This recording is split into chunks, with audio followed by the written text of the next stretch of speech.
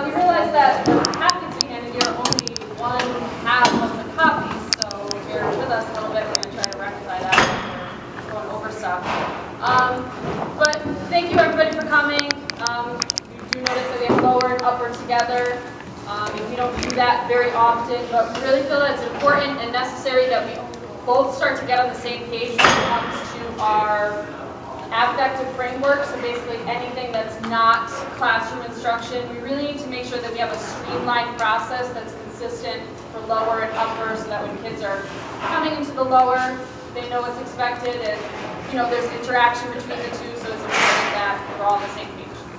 So the group of us that put this together are the core committee. We are looking for more members, so if anybody's interested, we would love to have you. CORE stands for Culture of Respect and Empathetic Values. We originated with the intention of just meeting the mandates of the new anti-bullying bill that was passed, not this summer, but the summer before.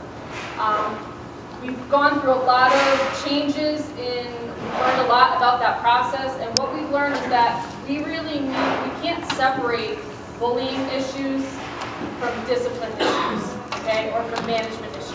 We really need to make sure that we have a streamlined framework when it comes to all of those things, because our data collection has to include those different things. We can't have bullying on its own, okay? So before, if you remember, CORE, that was kind of just our focus. Our focus has expanded, and so in the package, though you can't really read much of it, all of this will come out to you electronically. But this right here is kind of our updated framework for CORE.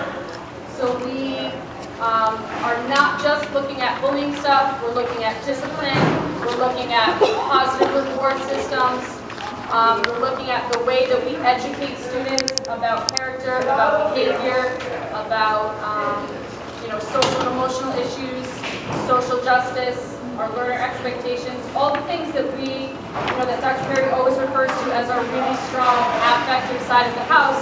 We're looking to really streamline and improve those things. So I'm not going to go through this whole framework.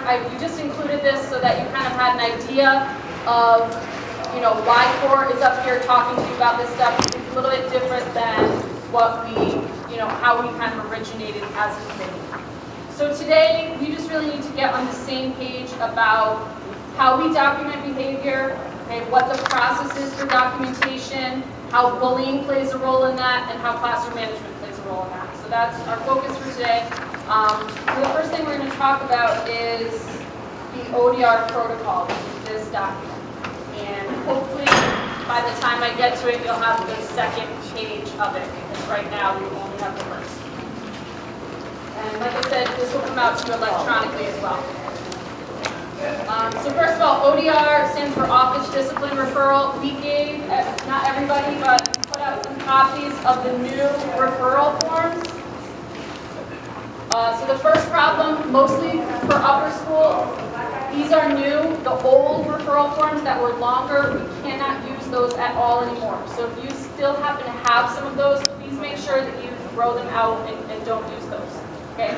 So we're going to talk about when is the appropriate time to complete one, how to complete one, why it's important, and what happens with that. Okay?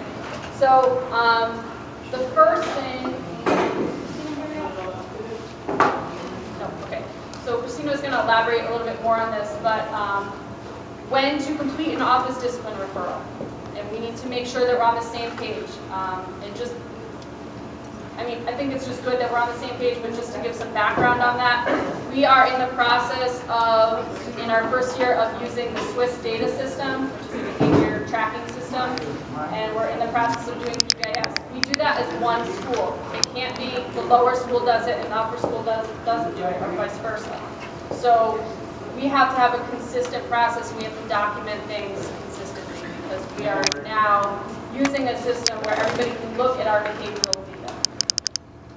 So when to complete an ODR. So ODRs, and Davin's going to talk more about this, and Ms. Rivera, but ODRs are not to be used as part of your regular classroom management system, but they also need to be used when even when you have an issue with a student and they're not necessarily going to the office. So that's part of what we're going to talk about. So if you have a behavior that you've already tried a strategy with the kid, it's not improving, okay, or it's a repetitive behavior, you've had to address it several times, okay, that's when it's getting to the level where you document on a referral. What else am I missing? If it's a really severe issue, obviously that should go on a referral.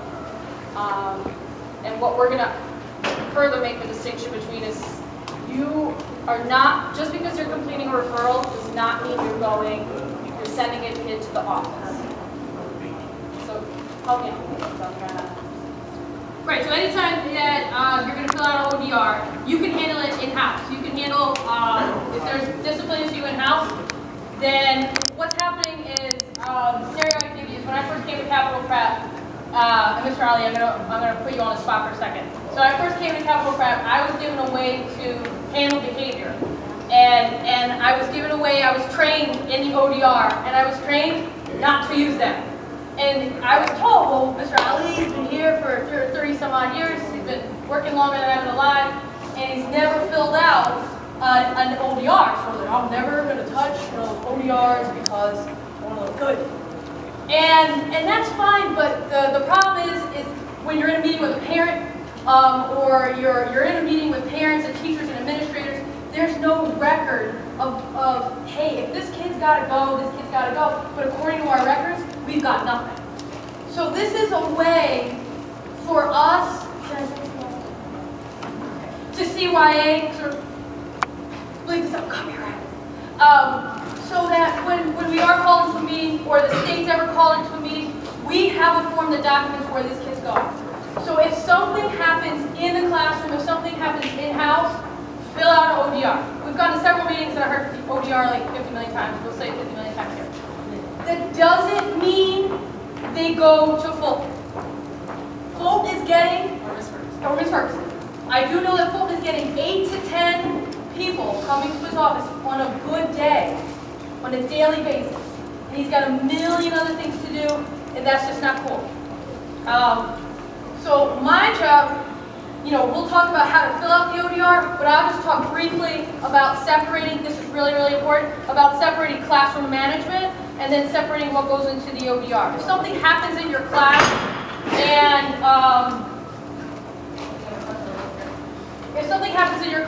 and it deserves an ODR, then write them up, give them the consequence, and make sure you take the ODR and just get it to Fulton. Please make sure you do the follow-up. Make sure you call the parent and that you tell Fulton or you tell Ms. Ferguson or you tell Ms. Ruddick what was done for that day. And second, if it causes or deserves where the kid gets sent, we're going to ask that you have to take a few seconds out of your day or a few seconds out of class and fill out the ODR, and then we'll tell you about how to get the ODR and the child down to Fulton. But I'll just separate classroom management and I'll separate classroom management real quick. So this part, and you time me because I'll talk forever. If I go into coaching mode, I'll just like keep going, and I apologize. But I don't know who's worse, me or W. I can't believe I can pretty much up there. Okay. So this part might seem like common sense for just kidding. I know Mike was winning. Oh, man. So this might seem like common sense to most of us, but I think on the fly we make quick decisions and snap decisions right then and there as teachers. So if this is common sense, okay, but at the same time we have to go over it because we are making those quick decisions. And I'm just going to give you some examples of what's being sent to Mr. Fulton right now. I'm not trying to call out anybody, and there's no names, I don't even look at the names, but people have been sent, children have been sent in the past 2 weeks to Mr. Fulton for calling out in class. This is upper school. For calling out. He's got a million things to do. He can't do what the kids are calling out. We had somebody else write a referral because they won't stop talking. I am not making this up. Now here are some other things. There was a verbal altercation. Verbal altercation, that sounds good, send them to Fulton. That sounds like something that should go to Fulton. A kid said, sorry, censor this out. A kid said, shut the hell up. But skipping class was circled in the ODR. A kid harassed another student. Okay, that's terrible. But you're right, send him to Fulton, that's correct. But there was no explanation. A kid said a racial slur. No explanation in the ODR. And then some other ODRs have, we're not writing down what was done beforehand. Did we call the parents? Did we give a verbal warning? Did we give an evidence-based, did we do an evidence-based strategy? An evidence-based strategy. We're going to ask that everyone, after you've exhausted talking to the child, calling the parent, that you look up real quick or ask somebody next door, because we're a sharing community, an evidence-based strategy before you start writing these ODRs, because it's just too many. So what is, to end, what is unacceptable at Capital Prep? What should definitely be written, and the child should be sent to Mr. Fulton. If you're using foul, violent, derogatory language toward another student. Yeah, you're going to have kids in class who curse. I'm one of those kids. But if it's towards someone, they've got to go. If a kid leaves class without asking, I don't know how you're going to send them to Mr. Fulton if they've left, but if they ever come back, they should go to Mr. Fulton.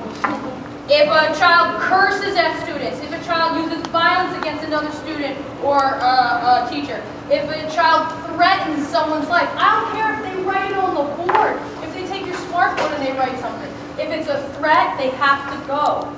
If they yell at a teacher, if they cut class. Again, I understand that it does seem like common sense, but it's just part of the discussion today so that we can all get on the same page, and that, if you're writing an ODR and you heard some of this, these little nuggets of information, you can run next door and say, hey, Mr. Hagen, I think I'm writing this kid up for an ODR right now. Should I send him? Should I not send him? And so we can kind of, work together on that. The gray area, I'd like to clear up the gray area real quick. There are infractions where it's hard to judge, like uniform infraction, the phones, the gum, all these different things. Dawn Brooks does a really good job of this. And I'm gonna steal a page from her playbook and probably do it in my class. But what she does is she just has a quick check-off sheet, and it's minor infractions, just little ones. So if she has a kid who's chewing gum, hey, Miss Lee, spit the gum out. She just makes a little check. So she's not writing an ODR for that. Or if I see, someone's on their phone, hey, just put your phone away, okay? You're not going to write an ODR for that. I mean, you can if you want, I don't care. But really, if it's every day, if it's repetitive, then you have a copy, you have a record of, hey, this kid's doing it a lot. And it doesn't take that long to just go up, write a little note to yourself, write a little check off, and then when you're calling the parent and you say, hey, I sent your kid down for eating my class again. Like, seriously, for eating in your class? Yeah, because they've done it, all this week. And so we're keeping the paper copies to kind of see why both as a faculty and as a staff, we have to do a better job of separating classroom management, having the strategies, hey, I can handle this in-house by either my personality or by the strategies that I've researched or I've picked up from my colleagues. And then these other things, this kid, this has got to go. This is beyond me. But Fulton and Ferguson have to be the last resort. Now this is just a personal comment. I don't know if Core feels this way, so I'm putting my personal disclaimer on that. I feel that you lose credibility with your students. I feel that you lose authority, and that's probably why I was taught in that initial way, Mr. Ali, like, don't write up the ODR, because there is value in that. I think you lose credibility with your students when your go-to is, I can't handle you, go to Fulton. I can't handle you, go to Ferguson. I can't handle you, go to Rush. And now the next time they know, hey, I can do that, I'm going to do a little bit more. And it gets to a point where they don't want to be in your class. They don't mind going down there. So we're just asking that, again, you separate classroom management, we figure out some evidence-based strategies, And then we separate what should be an ODR in class, kid stays there, but you write it up, you handle it, and an ODR of what goes to fault. And hopefully we can help each other in doing that. How about in-hall infractions when kids are passing? If you see it, write it up. So that's one example where if I don't have them in class and I see it, I write it up the first time. Depending on what it is. Well, like, so kids using a cell phone, or kids doesn't have his uniform on, and I don't have them in class, and I correct their behavior, and I say, put your uniform on. No, I don't have it. I don't have my blazer. So does that go directly to Fulton right away? Is that something that we fill out right away, or because they're not in our class, so we can't do classroom management stuff because they're not there? If you speak to them and they don't correct it, then yes. I think if we give them, you know, we're giving them the opportunity to correct it then. We don't need to worry about it. Okay. I think, hey, that's a judgment call. And that's one of the things when we make judgment calls, we make that judgment call all the time. And like, I'll see a kid, TM, and she'll be out of uniform. I'm going to see her the next day out of it. So if I give her the warning, and then I see it again, then I can write it up. It's just like we do it all the time, you know, if I see it again, I'm going to take your phone kind of thing. So I think it's up to you. And if you want, you know, again, it's a judgment call. Bring it up morning meeting, find out the advisor. You can do some legwork on it. But I think that's a really good question. Okay, so Christine's going to talk a little bit more about the ODR, but hopefully what you're kind of getting from this is in some ways we need to increase and improve the amount of ODRs that we're doing because we need to do a consistently better job of documenting things that are happening. Like I said, we're putting this into Swiss to look at our data. So if there's a student that's doing the same thing in every different class, that should be documented in every different class. So then those are the types of patterns that we're looking for. I think lower school has been kind of already doing this because they've had the PBIS system in place for a while now. So they have a way that they've been documenting, but now we're going to be using the ODR instead of the yellow liquid, right? Yeah, yes. Christine's going to talk more about how to complete the ODRs. There's a little thing here, and now you actually have, just the last part that I wanted to get to, you actually have the piece that I wanted to talk about that wasn't copied there before. So, like we said, so if and it's not sent to office. Okay, so this is what we're talking about where you're documenting, you've handled the issue, you've called home or assigned your own detention or done whatever consequence you feel is appropriate.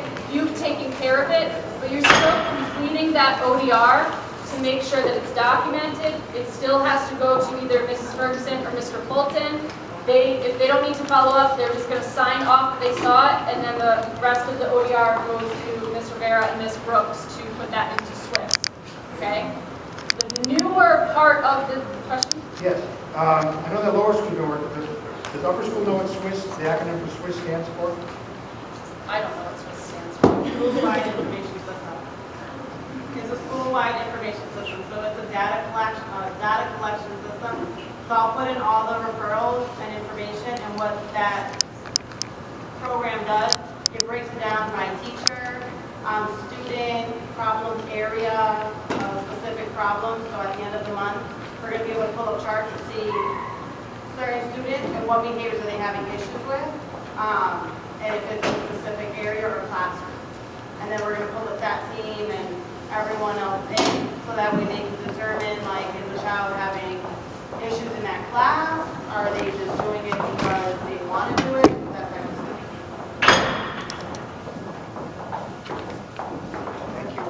So the goal, obviously, is to improve behavior, thus improving school climate. Okay, so that's the goal of all of this. The goal is not just to add another thing to your plate. The goal is to try and change the behavior, make it better, improve it, use data to help us do that, so that the focus can be on instruction.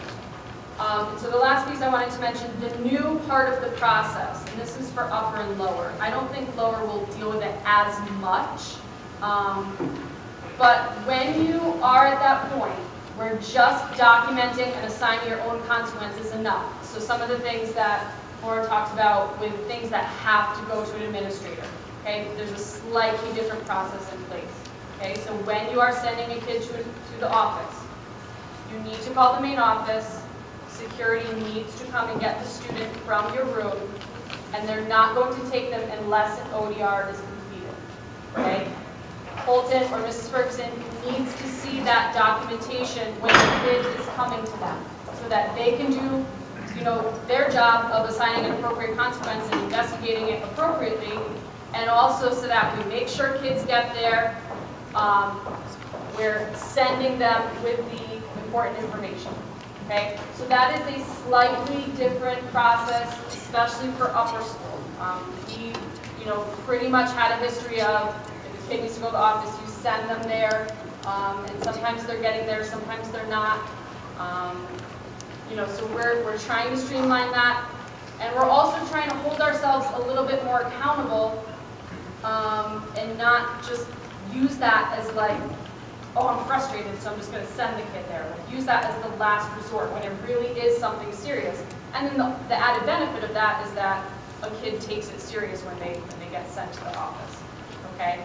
So that is the big change. So I know you're probably looking at it like, God, that's so inconvenient to have to stop my class after I've already faced this disruption and complete the ODR right then and there. But it's not fair to whatever administrator is having to deal with it. When they're only really getting the kid's side of the story, which who knows which side that is, and then sometimes it's not even getting documented. So that's the newer part of the process, okay? And then the last part, and we'll talk a little bit more about this at the end, is suspected bullying. So before we had some forms that we were calling core forms. When you had an incident, that was the way that you reported that. We found out that we really can't use those. You can still use the core reflection as a tool. If you want to give a kid a reflection, that's still completely appropriate. But if we come across suspected bullying, so we see something and we think it's bullying, or the kid reports something to us, okay, we have to fill out an ODR for that, and it has to go to Mrs. Ferguson or Mr. Colton. They have to then complete certain state forms that document that there was an alleged case of bullying. Okay, and then they verify whether it is or it wasn't. So core forms that we were using before were not, with the exception of the core reflection is an appropriate tool to use. There's a bullying category on the ODR, so you have to check that off. One thing that we just realized is that if there are multiple students that are involved, you have to complete a form for each one. Okay. And you do have to write on the ODR who the victim is. Okay, whoever you're suspecting is getting bullied, their name has to be on the ODR. Questions about any of that? Is that person who's getting victimized supposed to get something that? No, just the name needs to be included, correct? I'm sorry. She said they need a separate referral for the kid that's a victim, not the kid. No, but the kid that's the victim actually doesn't go on the ODR. Only the child that is doing the action goes on it because that's going to get in filed. Right, and theirs. And because of confidentiality reasons, you can't. No, you would put student A, and then after you would, when you follow up, you will let the administrator know who that student is. Yes, that's the piece I'm missing. I'm sorry. When you have an ODR that's bullying, you also have to give a verbal notification to the administrator. So you can't just submit it like you would submit a normal ODR. I apologize. That's the part I messed up on. She's correct. And that's where you put, the really detailed part of what you know. So when you're doing an ODR and you're checking off the bullying, you have to submit the paperwork and also let whatever administrator it is, verbally make sure that they know this is specifically a case of bullying. Because we have certain mandates we have to meet for that law. So, other questions? What's the time frame for that in terms of bullying and the ODR? Oh, sorry. That has to happen within 24 hours. 24 hours. All ODRs should really be happening within 24 hours.